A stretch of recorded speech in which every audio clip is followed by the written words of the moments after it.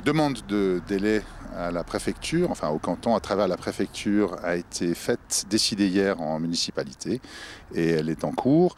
Et nous avons de très bons espoirs d'obtenir un petit délai qui nous permettra, le cas échéant, de revenir sur le sujet dans un prochain conseil communal, si le conseil communal se réunit. C'est le conseil communal qui décidera, à travers sa présidente, d'organiser une telle séance. C'est effectivement une séance extraordinaire qui n'est pas prévue à ce stade. On parle de 280 francs d'augmentation par an et par habitant, donc des impôts.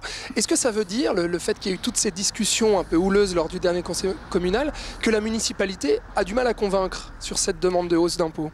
Alors je pense que toutes les municipalités ont de la peine à convaincre. Comme je l'ai dit, les citoyens ont évidemment certaines attentes. Et quand on vient un petit peu bousculer l'équilibre, ce qui est le cas, il ne faut pas le nier, il est clair que les citoyens ont besoin d'explications. Il est clair que les citoyens ont besoin de temps aussi pour accepter une telle décision. Et nous le comprenons parfaitement. Et nous savons pertinemment que c'est un exercice très difficile. Vous demandez cette hausse d'imposition pour pouvoir débloquer un budget équivalent à 15 millions de francs pour pouvoir réaliser votre programme de législature qui a été donné au conseil communal. Quel est ce programme dans les détails qui va être proposé? Alors, l'augmentation d'impôts, elle servait à deux choses. Elle servait d'abord à rétablir des finances qui avaient été, les 2 dernières années principalement, mais on l'a déjà vu dans la décennie passée, passablement mises à mal. Donc nous partions, si on prenait l'exemple d'une course, on partirait avant la ligne de départ. On devrait d'abord atteindre la ligne de départ, c'est-à-dire remonter les finances qui ont été déficitaires les 2 dernières années. Donc une partie de cette augmentation d'impôts sert à ça. L'autre partie, une partie plus petite, sert effectivement à financer une liste de projets qui sont les projets que les partis politiques avaient inscrits dans leurs différents programmes et que la municipalité, qui représente les partis politiques, a inscrit dans son programme de législature.